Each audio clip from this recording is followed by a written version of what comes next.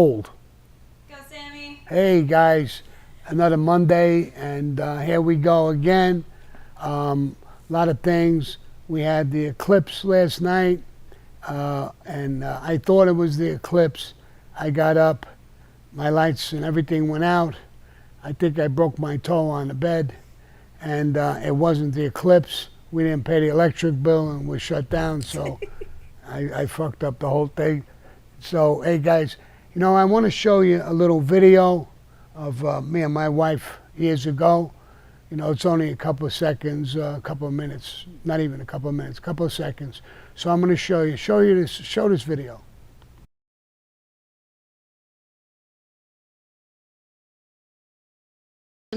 We've never ever been able to ever make ends meet, have we? It's all your damn fault for not earning enough anyway. Oh, don't start. Don't you threaten me, you weak, cowering little man. I've given you the best years of my life. You've got no drive, no ambition. That's your trouble. Right, this is a hold-up. Get back.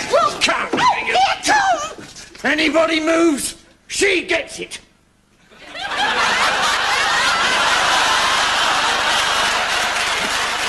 We've never ever been... That's hilarious. All right, that was a video to start the day off. We got a lot of things to talk about. Some people we didn't get from last week, so I like to start right in with them. And you women who notice I'm not wearing a shirt, I'm not wearing underwear either, but I mean, you know, wanted to be a little sexy today, see, you know, what happens. And so, all right, let's get on with it. Ready to jump into it, Sammy? Okay, let's see. We have a shout out for Pizza Dave last week asked that you give a shout out to his girlfriend Anna because she's a big fan. Anna, shout out to you, you and Pizza Dave. So, hello. Okay. I know, right? Okay. Tom asks, if it wasn't for John Gotti, do you think you would have ended up under bids regardless? Also, do you think you would still be in the life? If it wasn't for John Gotti, I would be what? He says under bids regardless. Underbid? Yeah. I'm not sure what that means, but if it wasn't for John Gotti, I mean, he changed it all, especially for me, Frankie LaCasio, Tommy Gambino. I think the entire mafia. I got some stories about him a little bit I'm going to talk about when there's a few more people on the show. You know, like a lot of people, they still rave about John Gotti and stuff like that. I might as well say it now. You know, I found it weird years ago, Willie Boy, the Indian Willie Boy, and he was a cooperator, and he cooperated for years. He was a real tough guy, and he did a lot of things with a lot of different people, no question about it. But it seems like when he was ratting, the only person he really was ratting on was John Gotti. So the lawyers and a few guys like us said, you know, he had such a disdain, such a dislike for John. And his only way to get even, he would be ridiculed because he was an Indian and all this sort of shit, that he only was ratting on John Gotti. And years later now, I come back to this guy, Katzman, a Jewish guy who says he was John Gotti's adopted son or whatever he was. I knew who he was. Somebody, Jimmy Calandria, is doing an interview with him. And he was ratting on John left and right, we found out now.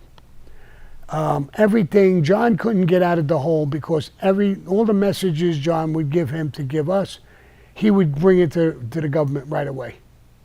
Joe Watts did the same thing. I cooperated. The guy who's told that he was in an apartment, I don't know who that was yet, the government won't give it up. But he was ratting on John. So it seems like John, everybody loved him. I don't think so. I could name 5 people right off the top of my head who hated him enough to that they were confidential informants. And they had no reason to be an informant other than hate. In other words, they weren't in trouble and they were trying to get out of trouble.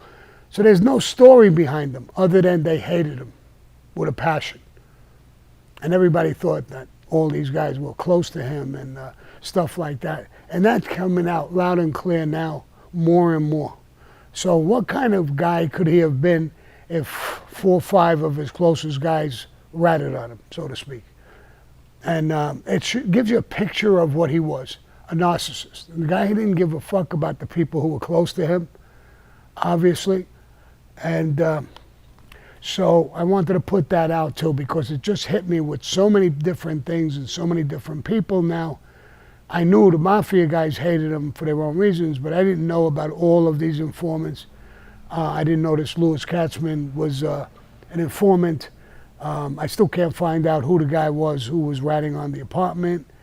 And so maybe you guys should hear that, understand that. And that's the way I look at it, that, you know, I got, nobody in my crew ever ratted on me.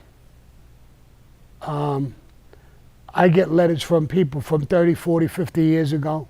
Love you, this, that, and the other thing. Miss you. You would hate it how it is now. All kinds of positive stuff.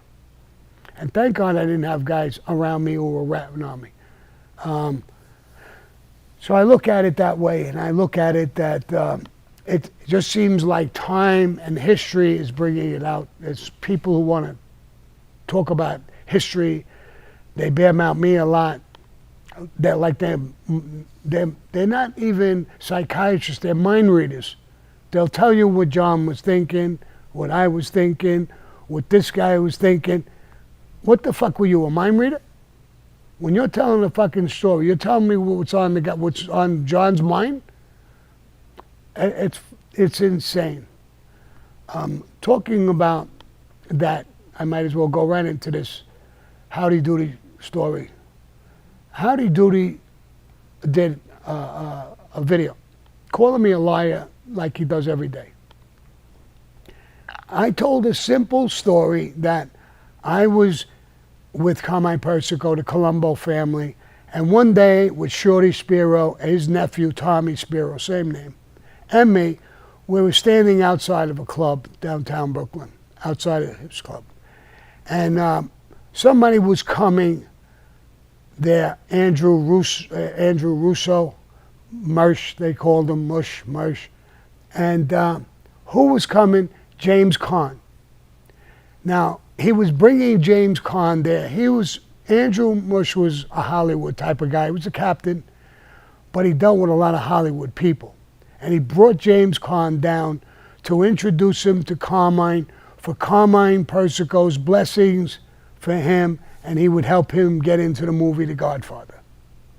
That's all I said. And Howdy Doody saying that I lied. Yeah, he was standing there. He was in a meeting. I wasn't a big shot. I wasn't made. And it was a simple story. Why would I lie about that? Number one. But number two, if Anna could read some of this, we did research about James Caan and Andrew Russo. Read that out to them. And we'll give you links to all that stuff, because this guy says he likes facts. I'm going to give him some facts. Yeah, Amina, can you post those in the chat too? We found a bunch of articles online validating everything you said. Yep. Everything from the New York Post to the Daily Mail. So Andrew Russo was friends with James Caan for over 35 years. James Caan went on record for some court stuff going on presently. And he said, and I quote, "I've only known him to be as good a friend as any could be to me and my family." It says the actor wrote a note to the court in which he said, "Our two families are intertwined. My son, Scott, is his godson," referring to the budding star of the revived TV series Hawaii Five-0, that Russo has always been the first to call when any member of my family has been ill, troubled, and he always looked after me like a brother. James actually said, "I'd be willing to put up anything of personal value that the court would accept for bail. I would not hesitate a moment to fly in and be present if the court should so request. In short, there's nothing I wouldn't do to see this man where he belongs and where he is needed the most, with his family." That's from James Caan to the court in New York. That's from James Caan talking about Andrew Russo, the same guy I said took him down to, get into the movie The Godfather. So they were close. He was godfather to his son. And there it is. It wasn't a major mafia meeting. It wasn't anything like that. And I just happened to be there with Shorty and my friend Tommy Spiro. And, what's all the confusion? And Shorty said, this actor, young guy, he was a young kid then, James Caan, he wants to be in the movie The Godfather, and Andrew is bringing him down to get Carmine Persico's blessings, and Carmine Persico was going to go to Joe Colombo. Maybe they did because he wound up in the movie, and they wound up to be close, and godfather to the kid and everything else. So if you want facts, I wasn't lying. That's a fact. So Howdy Doody makes up these fucking things and talks about me all the time. He seems to be obsessed with me.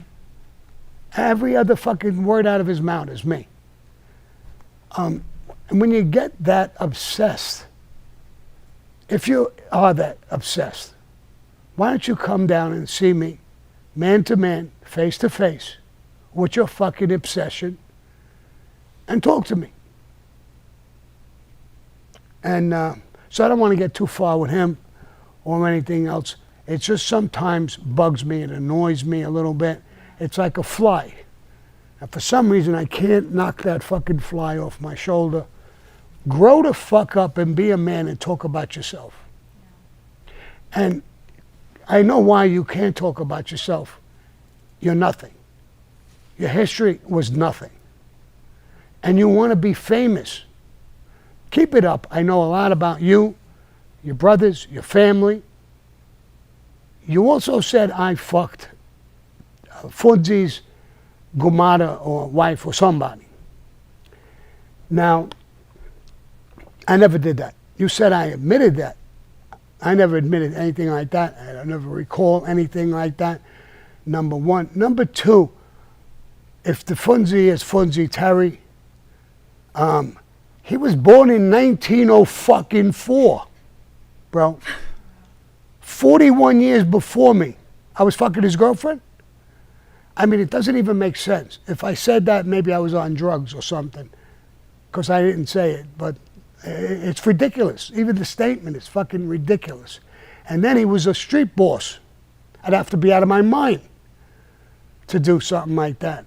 And she would have had to be 30, 40 years older than me. I mean, the whole thing is so retarded. And you're telling people that I did this. I admitted to that. Well, I'm not admitting to it. First of all, I wouldn't do that to any maid guy, any friend of ours. I would never go with their wife or daughters. And this story is absurd. But why I'm even answering it, because when you say things over and over and over and over and over again, sometimes some people want to believe it. And you want me to answer so that my 600,000 followers would come and see what you're saying. So you're trying to get them over there. My people are good people, honest people, and they know the mob. They would go on your channel if that's up to them. But I'm sure they would throw up after a week or two on your show, because they're not stupid people. They would know everything you say is fucking fake. So I'm going to answer that much. I don't want to go further. I don't want to say his name. I don't want to say nothing. But I can't, the Howdy Doody fucking face, the face just, I keep seeing Howdy Doody, I see his fucking face. And I'd like to push it in a little bit with this, bro, with this. You get a lot of support from your chat. So Yeah. just know that. I know, my people are good people, they're smart people, they're honest people, they love me, I love them. So you're not going to do any damage to me. It annoys me sometimes. And the old me wants to come out and smash your fucking face in a little bit. And sometimes I just feel like now I just get it off my chest just a little bit, not to get too deep. Fuck him and whoever else, where they breed. You know, I watched a couple of black guys saying the same thing. They became a little famous. And there's people, not, bad-mouthing them. What is it with these jealous, envious people? If you have a show, do your show. people knocking Michael Franchise. I saw another thing this morning. For what? The guy is got a good show. He's got a big following. Does that bother you that much? You know, we had our differences. We talked. We're friends. I even push his wine and stuff like that. He's got wine. And I actually, not only to brown nose him or anything like that, I did it at first just to help him a little bit. I like the wine. The wine is pretty good. And, you know, and that's why I talk about it. I don't get no money from him. I don't get nothing. But I talk like that, you know, as free will as I can. In the very future, very near future, I intend to be doing movies and stuff like that. I said it 100 times. We're getting closer and closer to that. We're working on it hard. I'm going to push my website a lot. Eventually, I would like everybody to join my website because there I'm going to talk very freely about everything. Politics, drugs, the economy, you name it, and everything that I do talk about and stuff like that. Stories that, you know, there's some stories that I have that I never said because I thought people won't believe it. They'll think I'm trying to do something with it. I told that story about the deaf and dumb woman. Yeah. I'm going to tell you this story because I never said it because I thought people wouldn't believe it. When I was young and I was in the mob, I went by a restaurant that we had in Brooklyn, a classy joint, you know, band, the whole 9 yards. I went in there one night. My guys were at the bar. I went over and they were looking at the people on the dance floor and they were laughing. So I said, fill me in, what's so funny? Look at that woman, look at the way she's dancing. So I looked, she wasn't a good dancer, obviously. And I said, you know, that's not that funny. He says, Sammy, she's deaf and dumb. She's deaf and dumb? Yeah. So she can't hear? No. Now, how the fuck is she dancing? No wonder why. So she catches the vibrations from the floor, from the band or whatever, and she's out there dancing with her friends. So I said, why should we find that funny? I think she's got a lot of courage, a lot of balls to do that. Would you do that? I told one of my guys. No, Sammy, but we're just, you know, goofing. But don't goof on it. So anyway, I got to talk to her friend who did the sign language between her and whoever she was talking to. And I talked with her. And I got to know her. I got to like her. You know, and then the girlfriend told me one night that she was going to go for an operation to restore her hearing. And her family chipped in $1,500 for this operation. And I said, well, if you need, you know, me to chip in a little bit, let me know. They left. Then I heard from her again. I saw her. Our friend came over. And I said, how's everything going? Did you get the donations? Do you want a donation from me? And she says, no. She gave the donations back. I said, why did she do that? She said, it's an experimental operation. And it's $35,000. Back in the day, that was a lot of money. I thought about it and thought about it and thought about it. I didn't do anything, but I thought about it. I went to Atlantic City a couple of nights before, and I blew $20,000 like that. And I don't know what made me think of it. I said, I'm blowing $20,000. I'll never get it back. These rich people own these casinos. You could kiss that money goodbye. I could have gave it to her and maybe changed her life. It was just a thought. I thought about it again. I saw them again. And I called them over. I called her over and I said, the operation, did you just get any money together? No, she's not, you know, she can't raise funds. I don't know what made me say this or think of it, but I said, tell her I'll give her the $35,000. for the operation. Huck was there, I believe, and Huck is the one who told me, Sam, you're going to give this girl $35,000? Now, I made a lot of money back then. I made $45,000 a week. I blew 20. I wanted to kick myself in the ass. I'm out stealing. I'm going to give these people 20,000 gambling. This kid, I said, well, 35,000 changes this kid's life forever. And maybe mine, because I can look at myself in the mirror for all the bad things I've done, saying, I'll know myself what I did. It was for myself. It wasn't for bragging rights. It wasn't for anything. That's why I never told the story. So anyway, we were making the arrangements. She came back again, and the girl says she won't take the $35,000.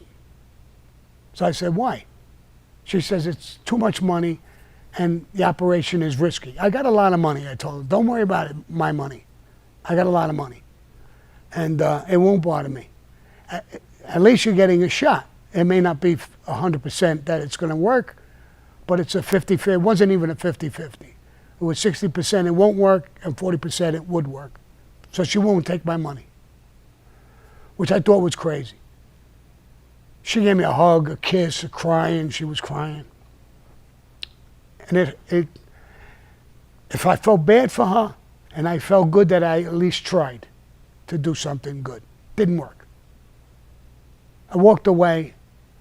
Long story short, I never saw her again.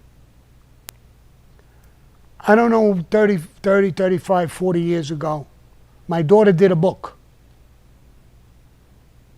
She was going to these bookstores that they sign the book for you and do all that stuff. My daughter called me up. She said, Dad, do you know a woman, a deaf and dumb woman? I said, years ago I did. Why? She said, a woman came here with an interpreter and told me this story about you. How you were going to give her $35,000? I said, yeah, I was. I said, wow. 35 or 40 years later, herself came forward to buy a book. She must have knew who my daughter was, got a book signed, and the interpreter told her the whole story like I'm telling you.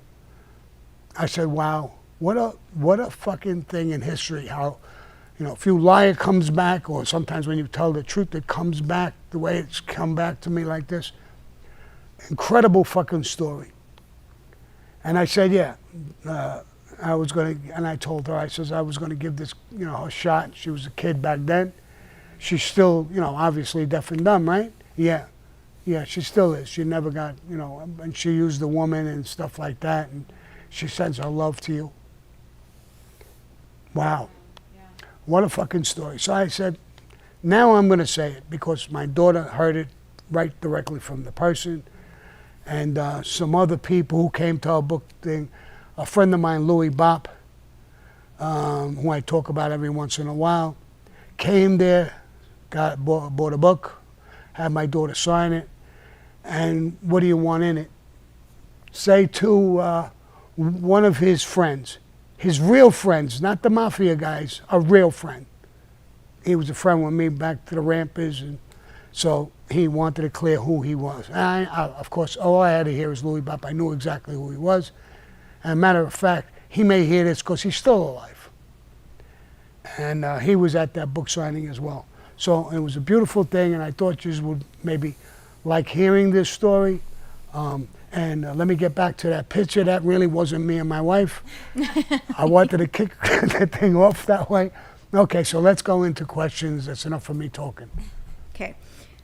Let's finish up. So we have Ryan Brown from last week asked, Sammy, if you had to assemble a crew together and had to choose between Roy DeMeo or Tommy Patera as members, who would you pick and why?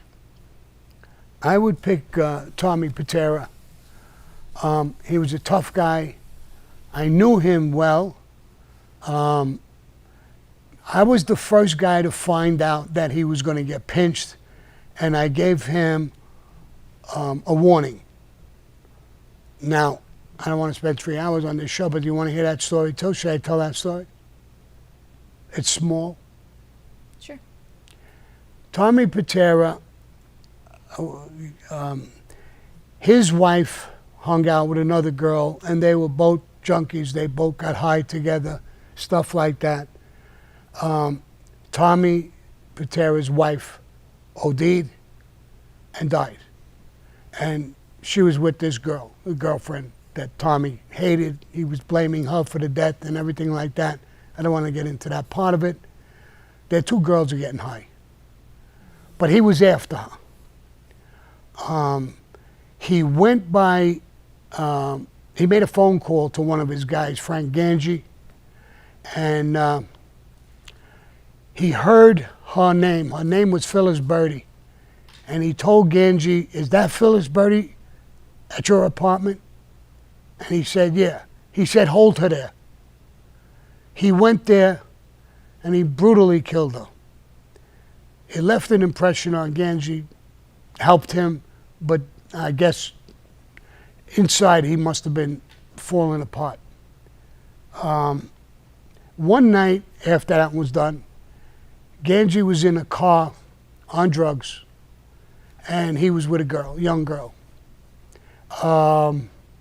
The car was stopped for some sort of going through a light, stop sign, or whatever the fuck it was. It was a traffic ticket.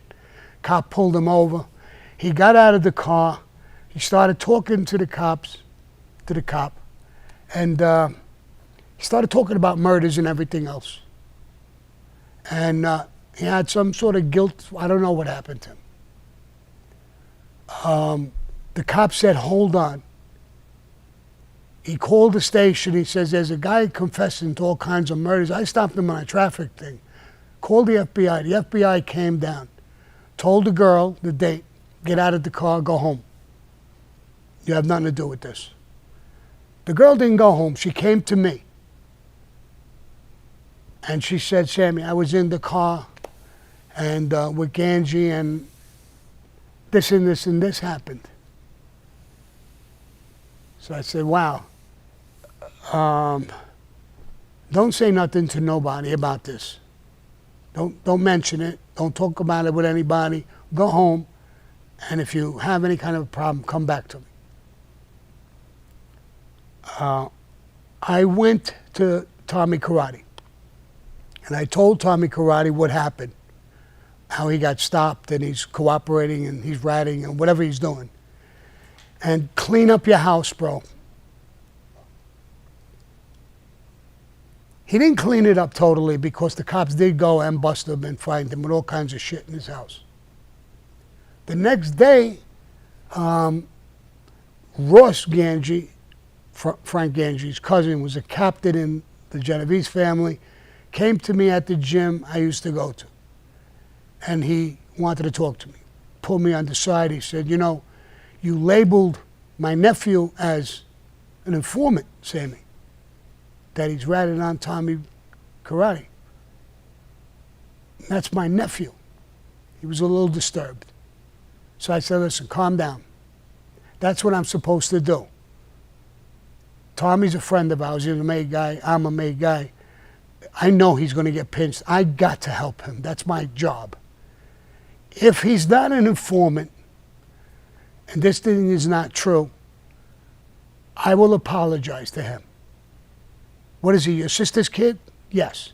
Then go see your sister. And if I'm wrong, come to me. I'll publicly apologize to you and him, both. Well, who's the girl? It's none of your business who the girl is. That's my business, who the girl is. She didn't say anything wrong. She didn't do anything wrong. I'm not going to tell you who the girl is. I told her not to go to the cops or say nothing.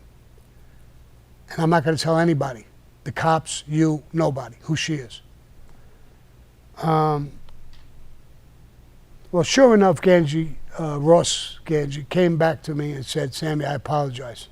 I spoke with my sister. He's with the feds." And Tommy Karate got busted. I never said who she is. I'm not going to say who she is now.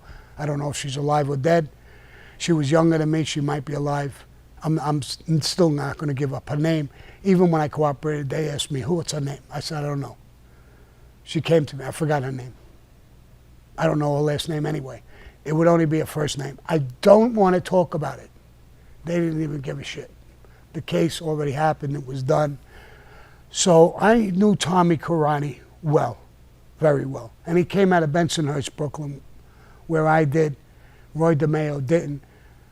Tommy was a brutal, tough motherfucker. I don't think he was a serial killer, even though he did do a lot. Roy DeMeo, I think, was on a different level. Tommy Karate got a label of a serial killer because of the amount and how brutal he was when he did kill you. But I knew him as a good guy, neighborhood guy. I never had a problem with him. I never saw him. And I actually did time with him in prison. When me and John got pinched, he was in a cell right across from us. So I was with him in prison too. So the answer to my question is I would rather have Tommy Karate around me than Roy DeMeo. Okay. We have a question from Giovanni. Did you ever wonder how you would have done if the Gambinos sent you to Florida with a crew to represent them? And would you have went along with it? What business is there to do down there? Well, I don't know why they would send me down to Florida. You know, I live in Brooklyn, New York. My power is in Brooklyn, New York. I know the construction business. I knew unions even before Paul Castellano, before I got made. Once I got made, I was there. Tato was Brooklyn guy. Everybody I know was a Brooklyn guy, so I don't know why I would go there. There's a lot of things to do in Florida, just like Brooklyn. No matter what area you go into, if you have a crew and you know enough people, business people, mafia people, just people in general, you would fit in. I did go to Florida, but on vacations. I never wanted to live there. In the summer, you know, I sound like a hypocrite. Over here, it's boiling hot in the summer, but over there, it's very hot and it's humid. So you could take a shower, come out. On my way to the car, I'm soaking wet again. So I wasn't happy. The only times I went on vacation was either April or May. The weather was beautiful. But June or July or August, I didn't want to be in Florida, let alone live there. So I never was motivated to live there. But there's a lot of things to do. It's a big state. You know, like right now, New York was noted to have 8 million people. They got 19 million people. So there's, you know, there's shipping, there's all kinds of things. It's a big market over there for legitimate people and illegitimate people, both. Things come in from Cuba, drugs and all kinds. So there's a wide open market of people there. Hispanic people, a lot of Hispanic Cubans. So, I mean, but I just really never had the ulio, so to speak, the motivation to go there. And the only time I went to Florida was on vacation. I took my kids to Disney World over there, Disney, whatever it was. Disney World, yep. Okay, Steve Jackson says, Sammy, when Johnny, is it DiGilio? DiGilio. Basically told Chin to go F himself, he must have known Chin would have had him killed for the insult. So why did he say it knowing the likely consequences? I knew him too. I knew Johnny DiGilio well. He was a boxer. He in the ring. He was a tough guy in the ring, and a real tough guy in the street. He had a case going on. If I remember right, he had a case going on, and he got professional cameras and things. He was filming the FBI as they were filming him. He was trying to beat his case. He was doing all kinds of weird shit. And Chin sent him a message, stop doing that weird shit. And he was a little rowdy. And I don't think he told Chin, go fuck yourself to his face. But his answer was tell him to go fuck himself. It obviously got back to him. He obviously knew he had a problem, but I guess he didn't give a fuck at that point. He wasn't going to be told what to do about fighting his case. And I was in Atlantic City one day gambling at a crap table, and there was a guy with a baseball hat, full beard, dark sunglasses, and I got the dice. I was just about to throw the dice. I threw the dice, and the guy says, "Don't throw the shoot dice. You don't know how to shoot." And I looked. It was him. It was Johnny DiGiulio. And we went on the side. We talked a little bit. We had a drink together, and I said, "Bro, I think you're in trouble." He says, "I know, Sammy. That's what this fucking beard is and the glasses is. When I take care of my case, I may take care of him." I don't want to get into that conversation, so I said, "Well, whatever you do, you know. And I wish you the best of luck. You're a tough guy, but watch your back, bro." And sure enough, sometime after that, he was killed. So I don't know the details, who did what. But that's the story I know about him, and I knew him well. Tough bastard. A little bit bigger than me, a little taller than me, not much. Well built, and a real tough guy. He didn't take no shit from nobody. Okay. We have Created for So Much More from last week. Asked, Joey Cantalupo said Memi got a ticket from Carlo. Can you touch on that? Joey Cantalupo, his father owned Cantalupo Real Estate. That's where Joe Colombo hung out. Rocky, a guy who looked just like Joe Colombo. He was the captain. And he got a ticket from Carlo Gambino, the kid. Joey, no, I doubt it. First of all, he became an informant. Mm-hmm. He took down Alley Boy Persico Sr. He testified against him. He set him up in some money, Shylock and whatever. He did a few other things. His father was with the Colombo family, and his father tried to get bail for him, and his father told the Colombos that he was setting him up. He would bail him out and set him up so they could kill him. But he never came out through the father, through the bail. He eventually got out on his own. He was an informant, and he hurt some of the guys in the Colombo family. Like I said, Alley Boy Persico Sr., who is one of the biggest ones that he hurt. Hurt a few other people, I think. So I don't know if Carlo Gambino, it's another family, wouldn't send him. If you mean by a ticket, like, in other words, doing work, I don't think Carlo Gambino would do that, especially to him. He was an informant, or the father, or even Joe Colombo. They don't do that. They do their own work. So if the ticket means something else, then I don't know what it means. I know when Frankie DeChico called me and said, "Sammy, I got Roy DeMayo's ticket," I knew exactly what that is. But I don't know if they mean the same thing. What they're referring to? Yeah. And if that's what they're referring to, it wouldn't go from family to family like that. Send them down a ticket. No. First of all, they're bosses. They would meet. It would be different. Okay. We have Thumper D. Sammy, do you think they'll find Jimmy Hoffa in the underground tunnels under Diddy's house? No, I don't think so. Listen, I think I've asked this question so many times. He got whacked in Ohio. I know that almost for a fact. The Genovese people had the contract. I can't remember the captain's name off the top of my head. He sent one of his guys. There's Detroit guys, had made guys there. He was getting whacked. It was okayed with the whole commission. And I think he got whacked over there. He met them over there. Why would they put him in a car and move him anywhere other than a grave, a farm, someplace out there? That's where I think he might be. Somebody just did a video saying, "We're going to dig him up." I don't know where they're saying he is.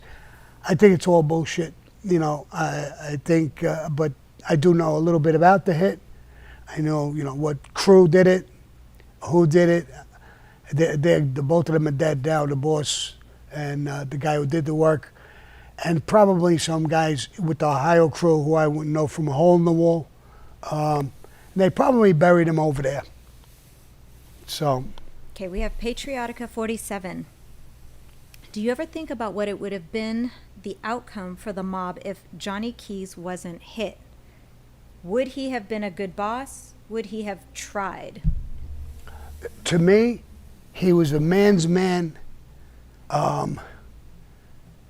He was as Nick Pileggi would call him, a fucking samurai to the fucking T, to the word.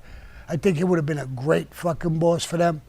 I told Paul Castellano when I was done and I went to his house, and I said, I feel dirty. I feel that we hit the wrong fucking guy, Paul. I think he should have been the boss. I said that then. I said it in my story when I did my podcast. I said it in my book, I believe. I say it now. I think they would have been a lot more better off with him. Nicky Scarfo became a friend of ours. I'm not trying to knock him, but he became a little gun crazy, and he clipped fucking guys left and right and destroyed that family because he was a little too trigger happy. So I think he would have been a better boss, Johnny Keys. He was honorable. And that's what you need. You know, they could be tough guys and run a family if they're honorable and they do the right thing according to Cosa Nostra and they're fair. I think that's what they need. But they need a guy with balls. You know, it's just like the country now. We're arguing with Russia, and I don't know why. I really don't like it. But Putin's a tough guy. He's a gangster. Do we need Joe Biden or do we need Trump? People say Trump is a gangster. Bro, that's where my money's on. I want a gangster to argue with another gangster. I don't want some fucking mutt arguing with a gangster. Putin will eat Biden. He's no match. So he's also got to be a tough guy if he's a boss, and that's what Johnny Keys was. My opinion, I could say, honestly speaking, I have never met anything or anybody like him in my life. Okay. One more Ryan Brown question. Was The Prince by Niccolo Machiavelli required or recommended reading for guys in the life? No. A lot of guys in the life did read that. We talk about that, you know, because he made a lot of sense. The Prince was Machiavelli gave princes advice on how to become a king, how to treat the people. How would they control in a better way? Out of love or out of fear? These things came from Machiavelli's mouth. And it's Machiavelli through history has become his words, his wisdom was very, very important to people in the mafia, people in presidents, different countries and stuff like that. I read his book when I was in prison, and I found out, I never knew it, he was gay. He was married, he's had a wife, he had kids, but he was gay as well.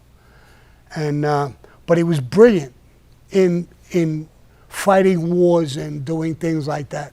There's a lot of mafia guys who would say playing chess is an important thing. Why? Chess is that your chess team is going over to the other side to kill that king. You do everything to protect the king and vice versa. So it's a thinking game. And I said this before. The tough guys are guys who can not only kill, but could think. There's a lot of guys who could kill who are fucking as dumb as a fucking coffee table. You know, and that doesn't make them, just makes them dangerous, but it doesn't make them, the thinker is the most important guy. Tado taught me that, told me that when I was talking about my Gumbad Alley boy. Paul Castellano felt like that. Carlo Gambino felt like that.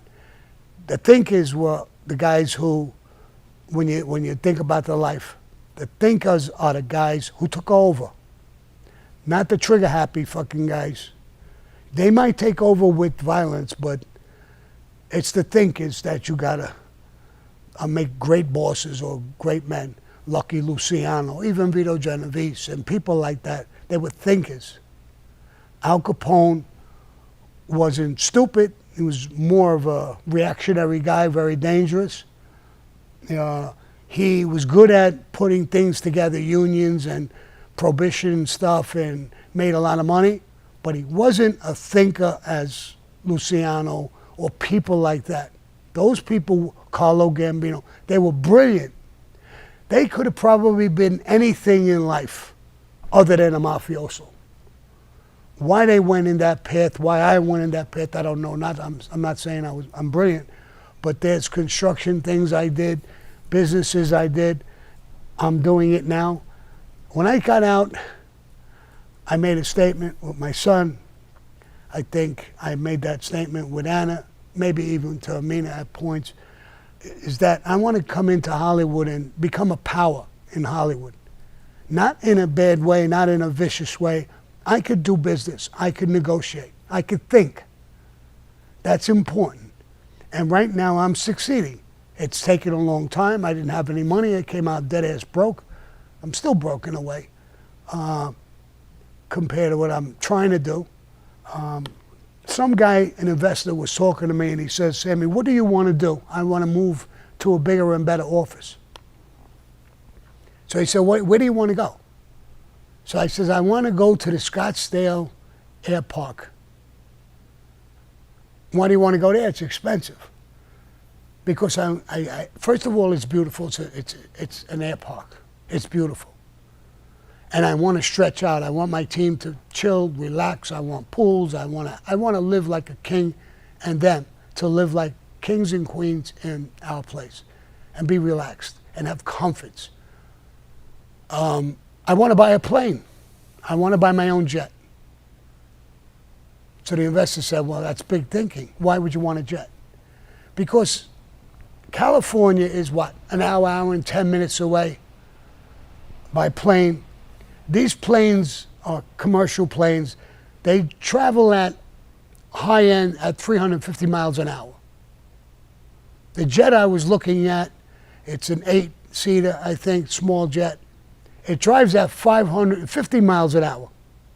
I can get somebody in California here in 45 minutes. And if I'm going to deal with business people, I want to show success. I want to show what I'm doing. And the guy told me, those are big dreams. He said, but they're good dreams, Sammy. Now, they are my dreams. I don't know if I'll succeed in that, but I'm going to try my ass off. I think I could do anything. I can't be stopped. And I guess that's something that was said in Pinky Blinders, I can't be stopped. And I think the statement was great. I adopted it. It's my statement. I can't be stopped. I want to do what I want to do, legitimately. I have a history of what I did. I changed my life. And when I die, what I leave behind, I want a beautiful 10, 12, 15,000 square foot office with studios, the best of cameras, the best of equipment, sound equipment, lighting equipment. I want a plane. And I want this to be like Deborah's Way Productions, to be a major production company in Hollywood. Now, if I could accomplish that, wherever I am, when I'm dead, I'll look back and I'll say, I did that. My kids will look at that. My grandchildren will look at that.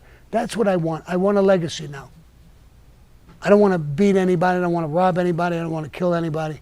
I want my legacy to go.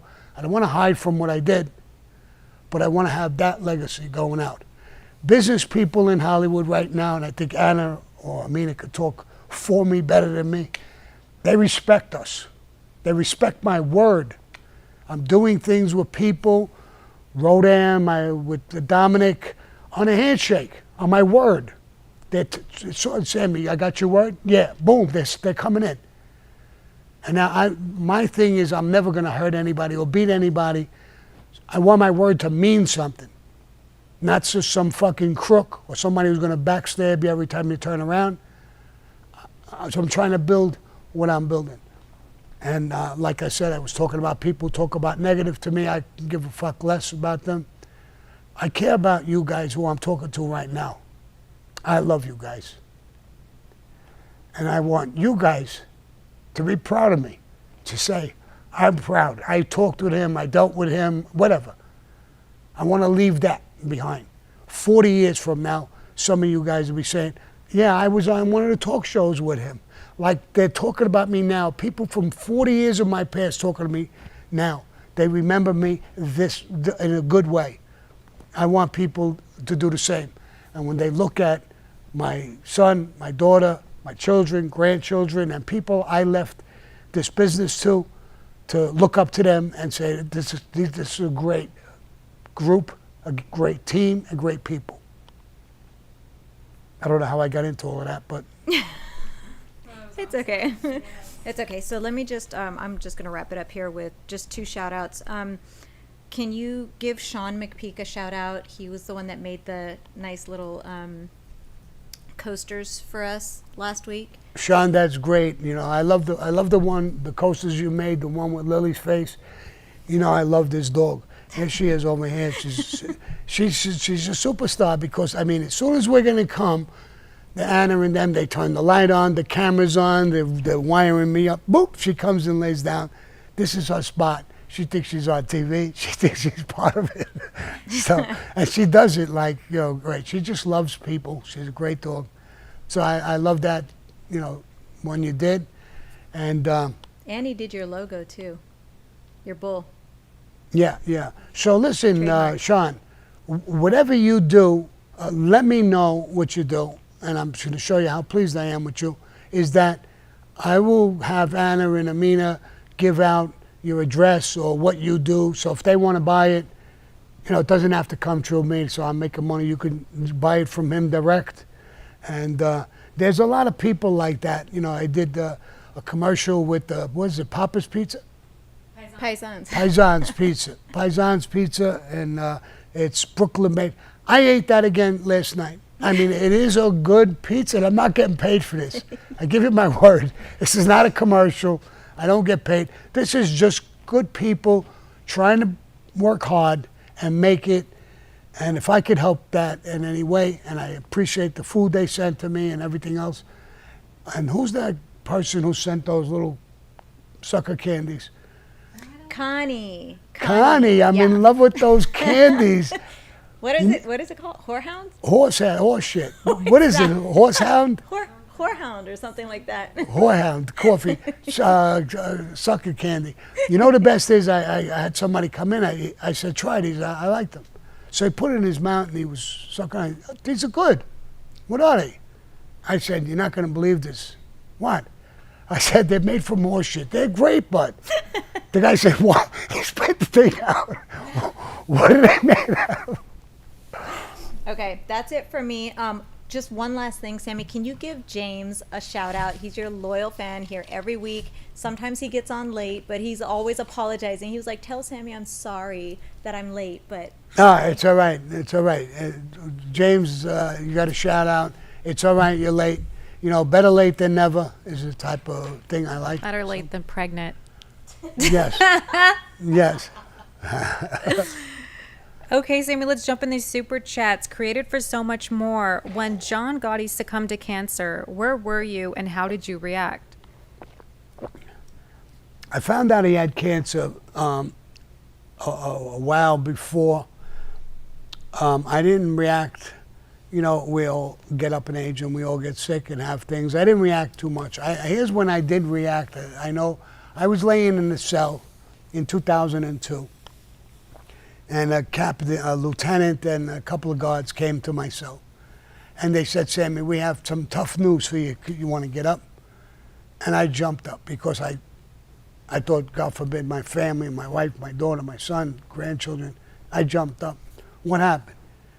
John Gotti died. And it did break my heart because I loved the guy. I did love the guy. I won't lie. I did love him. The betrayal hurt me a lot, but I did love the guy. And one of the guards said, look, he's not having any reaction. He don't care. No, I says, why don't you go and fuck yourself? I do care. I love the guy. I don't want a dog to die in prison, let alone him. But it is what it is. I can't change it. Nobody could change it. it is what it is.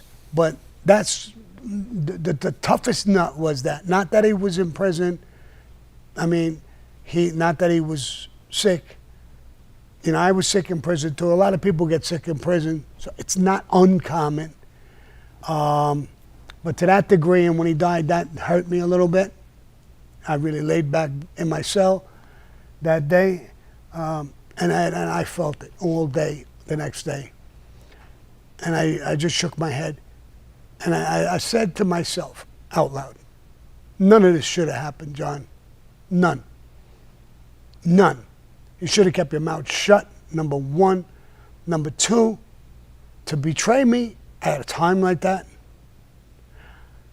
you underestimated my ability for revenge. I'm Sicilian. You fuck with me, I fuck with you. You betray me, I'll betray you. You try to kill me and you miss, I'm gonna kill you. That's a Sicilian. That's our heritage. That's my fucking heritage. It annoyed me that he was dead. You didn't have to die this way. We didn't have to wind up like this. We took on the fucking world together. We shook the fucking world together. Then you get caught on tape and you want me to go to prison. And you were talking behind my back. And you were actually even considering killing me after every fucking thing I've done for you. You were the one in trouble, not me. You came to me for help and Frankie the Chico for help. We helped you. You forgot that? I fucking rigged trials for you. Paid people, bribed people, threatened people. You forgot? And now it comes time to go to prison. He's not a rat. I'll never say that about him. But you're helping the government put me away so you can get out. It's a rat fucking move. And it's a betrayal of, you know, I tried to explain this so many times, I can't find the words. We're on a ship. We're on a ship. And me and my wife love each other. And the ship is going to go down. And they're going to man the fucking boats. And I tell the guy, no, not my wife, put me on the fucking thing. So I could get away on a boat, the ship sinks, and she dies. Try to imagine that kind of a fucking betrayal. What would she feel like? We're supposed to die, not her. You made the tapes. You're supposed to die. Not me. Not Frankie LaCasio. Not Tommy Gambino, because he's on these tapes too. Your tapes.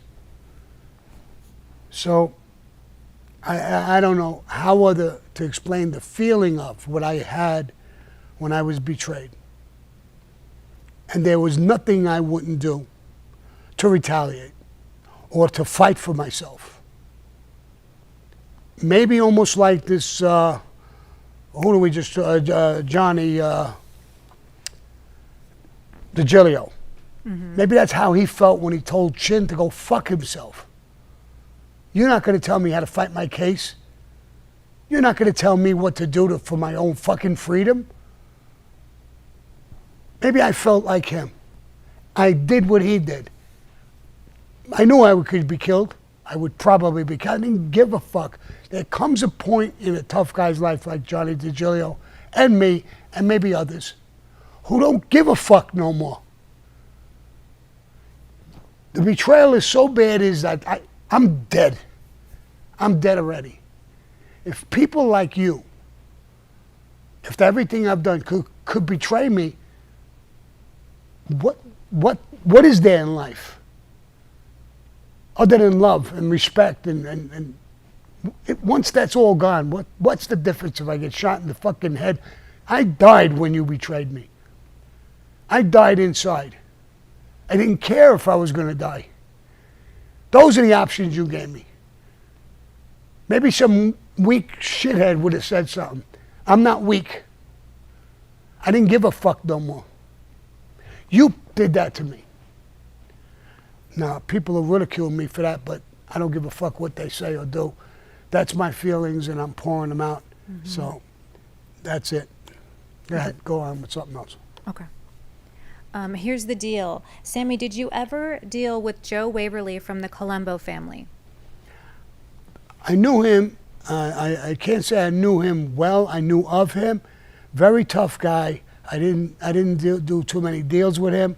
I knew him, knew of him, and I knew he was a real tough guy. But he went to prison. We never really hooked up, so I didn't know him all that well. But I knew of him for sure. Real tough guy. But I never really did too many things with him. Okay. Pizza Dave in the super chat. Sammy, I'll be in Scottsdale tomorrow for vacation for about a week. If I run into you, I promise I won't bamboozle you like that other mutt. Instead, I'll buy you a coffee. I know who he's talking about. The guy who my son slapped? Oh, yeah. Yeah, probably him. Yeah. Listen, if we could get together, it'd be my pleasure to have a cup of coffee with you. I'm about respect and love and stuff like that. And you're a fan, and if I could have a cup of coffee with you and we could shake hands and whatever, if I could, I will. But remember one thing, I'm not being cocky, but I'm so fucking jammed up with work and things I'm doing, it's going to be very, very hard. And there's a lot of people who want to meet up with me and have that cup of coffee. It's like when I say no to you, I'm saying no to 200 people without exaggeration. Yeah. So I can't meet up with everybody. There's a lot of people who call me and I tell them, listen, send me a text message because I can't answer the call, right? We have a policy. Yeah. I get so many calls, it's impossible for me to call back and get on the phone with you. So a text is better. I could text you back. I might miss the text. I can't talk to everybody on the phone. I just have too many things. I got to ask, when this is over now, believe it or not, the first question out of my mouth, what are we doing? What's on the board? Do we have calls? Do we have meetings? And without exaggeration, that's the truth. That's what I'm going to do. So if not, maybe I'll have something to eat. Amina's starving me to death. Look, I'm losing weight. She's fasting, but I'm a done. That's not true, but all right. Okay, Gas Can Lip in the super chat. Sammy, where is a good place to meet quality girls? I keep meeting liberal sea creatures with lip gloss. Thanks. A lip gloss ain't bad. I mean, I don't mind lip gloss. Listen, I'm a kisser. I like kissing. I've always been a kisser, so I like to kiss, even if it's just saying hello without my tongue. But when I was a kid, one of the young girls, we'd always kiss like that, like you rub your noses or whatever the fuck you did. It was nuts. One girl stuck her tongue in my mouth, and I backed up like a fucking jerk. I said, "What is that? What are you doing?" She said, "It's a French kiss." I'm talking about a lot of years ago. So I said, "French kiss? Let me try it again." We tried it, and then we stopped, and she says, "What do you think?" And I said, "Ooh la la." I like this French shit. It's good. Merci. So, and I can't help it. Like, if I go to kiss somebody, hello, my fucking tongue, I got to slap it in. It wants to come out. Sam. But I like it. I'm a kisser, basically a hugger. I like hugging, kissing on a cheek or even if it's on the lips, it's nothing. Yeah.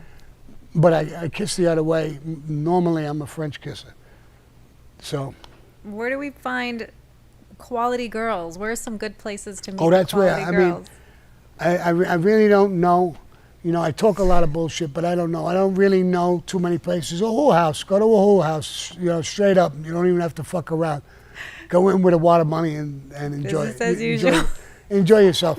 I don't know. I mean, there's a lot of places. Listen, Scottsdale is full of gorgeous, gorgeous women.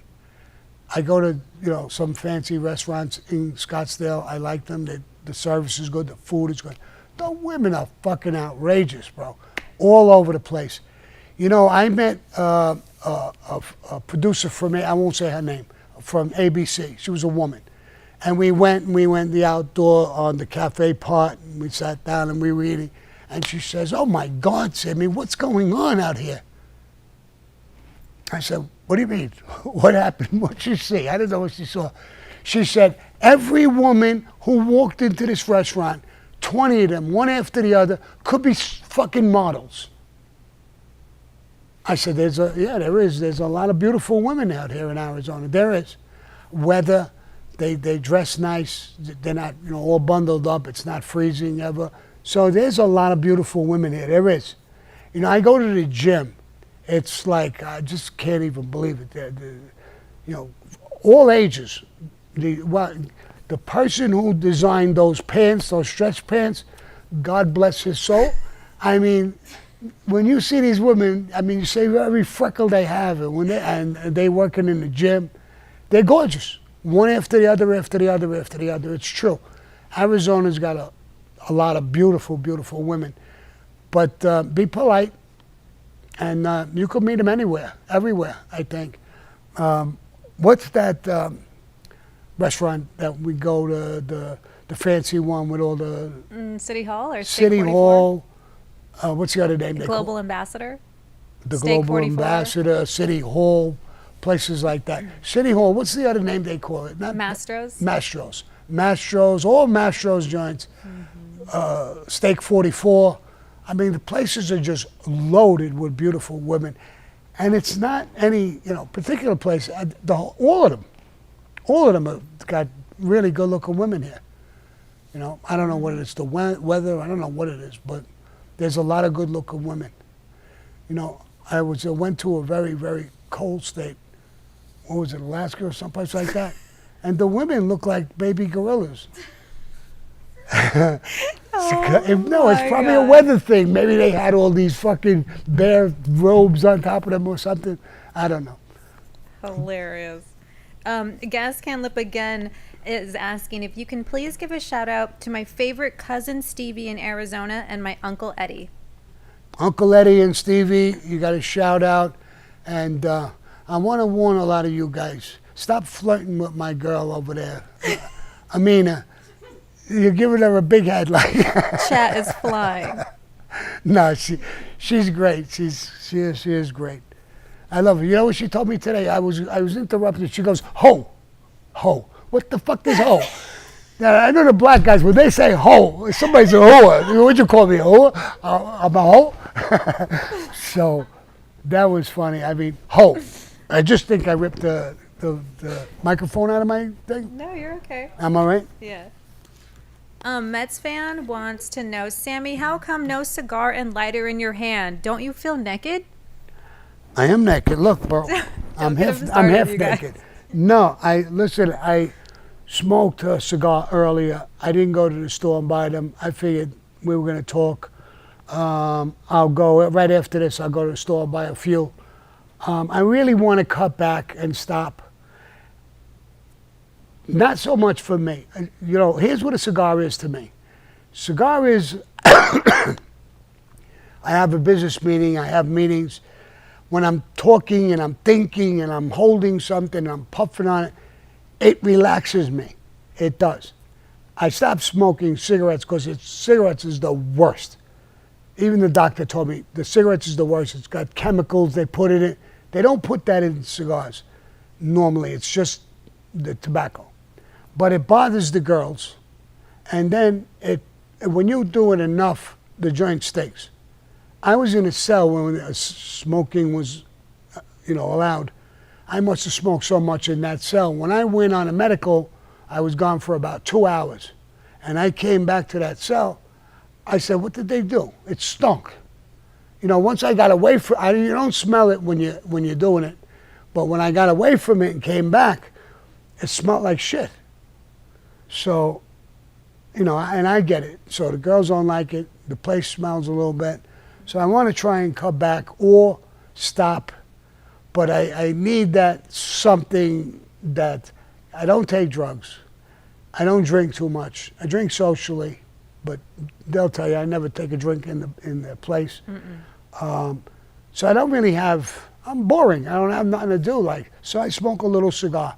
Where I really enjoy the cigar is when I go with a couple of guys and women to a cigar bar, and we're chilling and we're talking, and there is no smell. The systems that they have, the smoke is gone. So you could sit there.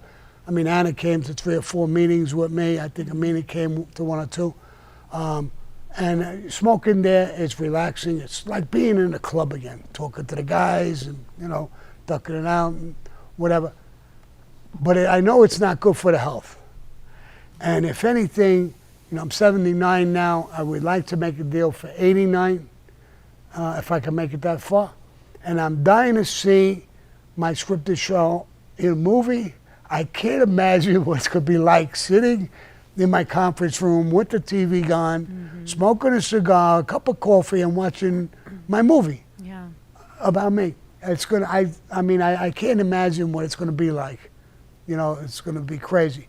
We're going into the second stage now. I think we're having another meeting this week. It's called a pitch meeting. And we're revving it up a little bit. I can't mention all their names. There's powerhouses working with me. I'm learning so much. I feel like a real producer now. And I can't wait until it comes out and it's done and I'm having ideas. Anna has a little bit of an edge. She did this a while and then didn't make it and went into psychology. I told that whole story and now she's back doing it again. She's a sponge. She learns like there's no tomorrow. And we're really becoming efficient at the movie end of it. When we're talking now, we're giving advice. My daughter wrote something for me to give into the pitch. So I liked it. We made maybe 1 or 2 little baby changes, right? And I sent it to one of the real heavies who was doing the writing. And I said, I'm not trying to be cocky, but I think this is fairly good. You read it. What do you think? Well, he loved it. He loved it. So we're coming up now ourselves with good ideas. I'm not going to bully them. What they want to do and how they want to do, who they want to play me, and stuff like that. I have opinions. I would love to have, what the hell's his name? Cillian Murphy. Cillian Murphy, the guy with Pinky Blinders. Now he just won an Academy Award. So probably I can't get him. He's on Mars right now. So I would love to have him play me, but more than likely I can't. So I'm looking at some other people. And who was that I was talking with? They want to get this guy. He's a young guy. He's really well built. He played in this wrestling movie. Right now, they were talking he would be good at you. He doesn't look anything like me. He's got curly hair. He's well built. He's much taller than me. But that don't mean nothing. When you look at the guy, he's the guy. So they talked about him, and he looks like somebody, if you're in the audience, give me some help. I talked about You know about Jeremy Allen White? Huh? Jeremy Allen White from The Bear? The cooking show, the restaurant show? Yeah, him. But there's another guy that he looked like who's a comedian. And he looks like that comedian. Remember Bonnie and Clyde, that movie? The guy sitting in the back, they pick him up, Bonnie and Clyde pick him up, he's in the back. And now he realizes he's in fucking weird trouble. And he's talking his way out, and he's got the girl, and they ask the girl's girlfriend, how old are you? And she says, I don't know the age, but she says, 45. And you see his face, 45. You never told me you were 45. You told me you were 30. Something like that. It's him. I forgot his name. Chat, help us out if you know, if you can. Everybody's saying Sean Astin, Mark Ruffalo, McGregor, Zac Efron, Joe Pesci. No. But anyway, it's going to be fun now in the next stage. We're going to start thinking about the director, actors, actresses, sound equipment, lighting equipment, stuff like that. It's way over my head, so that's their calls. But at least I'm dealing with them and I'm understanding why they're picking Joe Blow and this and that. Anna's doing a lot of research and reading. We work on these cameras, and we work with Richie, and we work with a lot of people. So we're really starting to get it, and I'm getting the whole thing about it. I Gene even Wilder. talked with Rohan, the guy with Dominic. Rohan. Ross Bradar. Ross Radar. Now, I started thinking like a producer when he said, this is a great story. I said, you're a great story.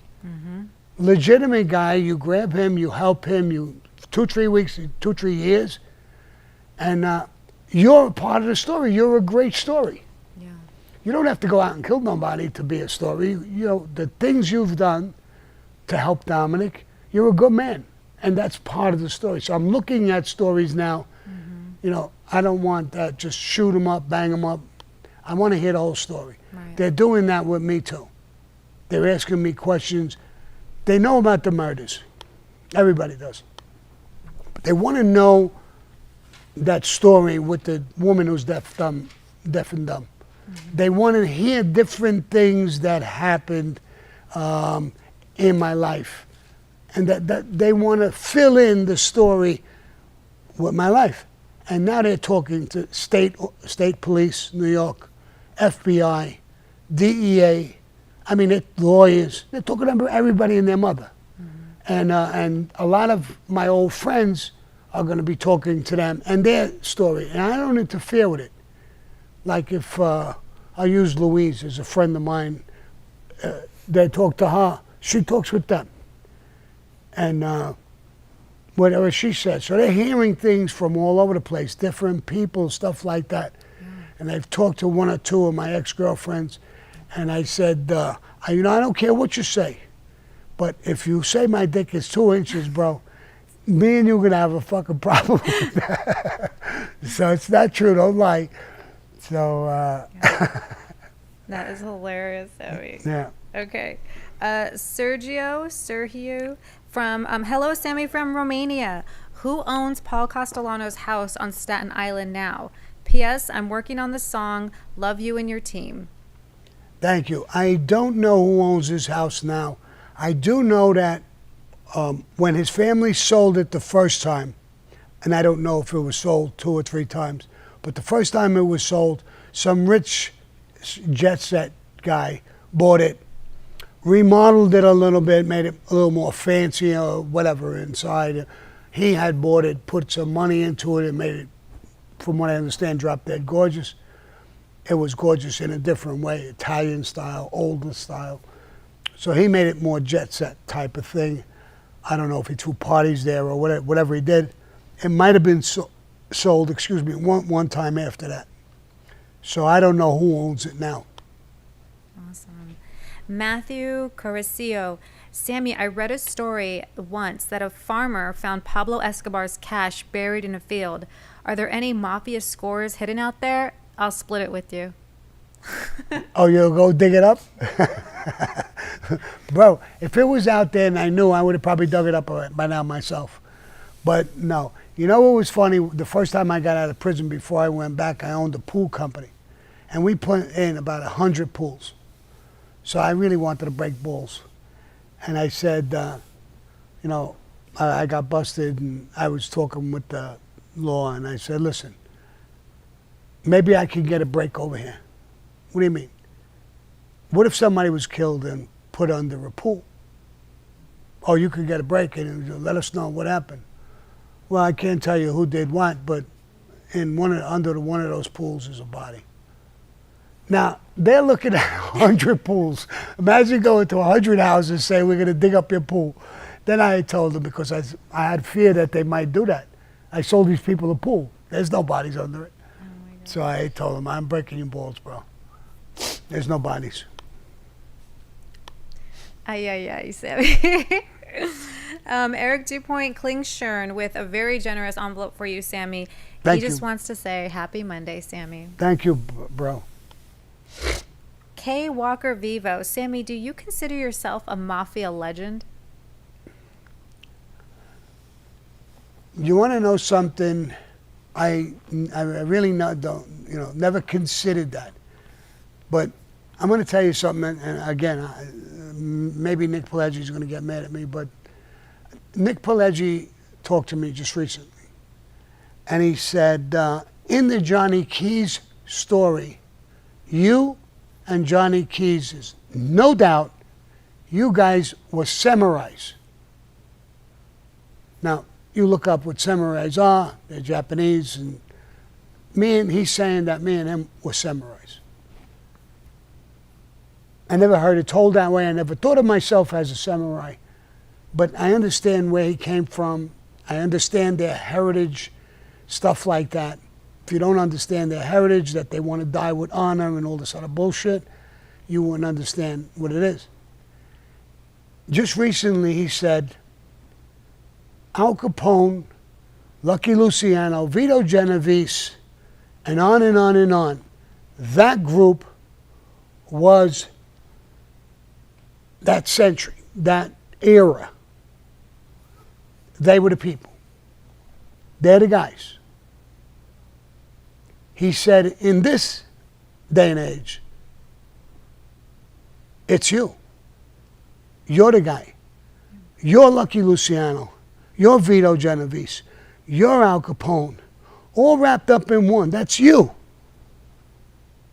So I said, in a way, that's a hell of a compliment. He said, but it is. Tell me another gangster or racketeer out there right now who is you, who did the things you did, who had the reputation you have, who were doing what you're doing now. Who knows what you know?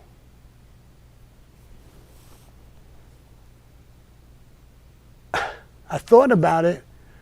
I mentioned the name. It's a friend of mine. I don't want to. He's not a pimple on your ass, Sammy. I'm talking about the real deal. You're the real fucking deal, bro. And I thought about it and thought about it and thought about it. And I said, in a way, I think he's right. I'm not them. But I understand what his mentality, what he's saying is. So I think our scripted show, the Johnny Keys movie, if it comes out, is going to be that. Who is there like me? The guys who talk negative about me, them. Howdy doody. There isn't too many guys around, I guess. There's guys who are my equal who are dead, in prison for life, or never cooperated and can't talk. So they're not around. There's nobody like me. Joey Molino from Philly. That's a joke.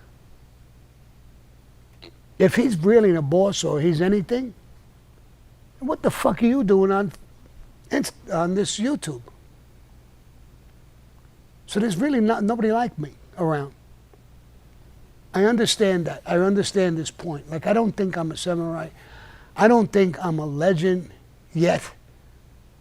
What these movies and scripted shows and stuff is going to bring out, what the FBI, the DEA, New York State Police, what historians are going to think and say. I might become that. I don't know. I don't know. I don't look at myself that way. I look at myself a little bit of a different way. I clown, I make jokes, I bullshit, I do things. I don't look at myself as hard as Lucky Luciano or Al Capone or people like that. They're legends. I don't consider myself a legend. Now, will the public or historians think that after this is all out or after I'm dead? I don't know. But the more I think about it, the thing about being a samurai, I thought about that remark over and over and over and over again. Johnny Keys was a samurai. He wanted to die with honor, period. Was I a samurai? I fucking fell in love with him. I gave him everything he wanted. He wanted to die with honor. I wanted everything in my power to make that happen. So I guess I am a samurai. Or I would have just blew it off if I was a gas pipe or a Roy DeMeo. I felt that whole fucking thing. I felt for him. Now, was he going to be right about that I'm going to be a legend? I don't know. Only time will tell with those things. It's hard, it's a hard question to answer or even think about. I mean, if I thought I was a legend, I would say it.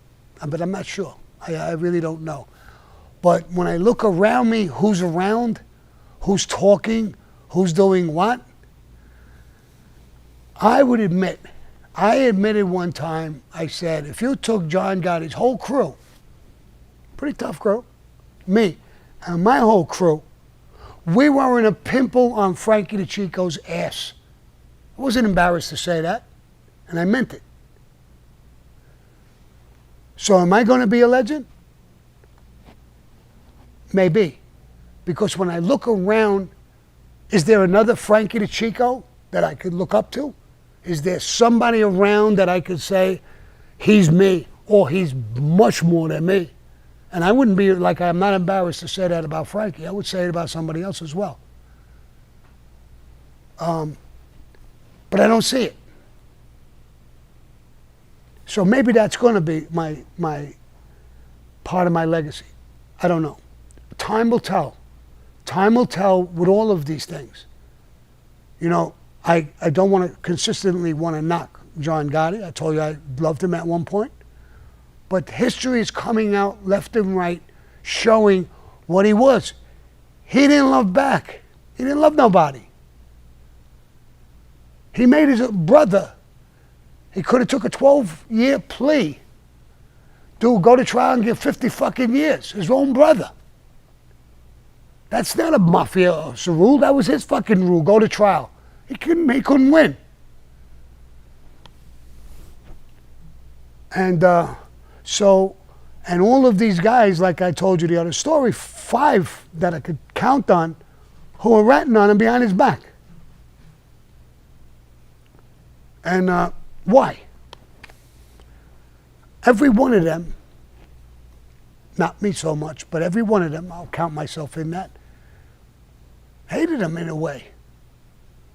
When he tried to dump it on me, I hated him in a way. I loved him and hated him at the same time.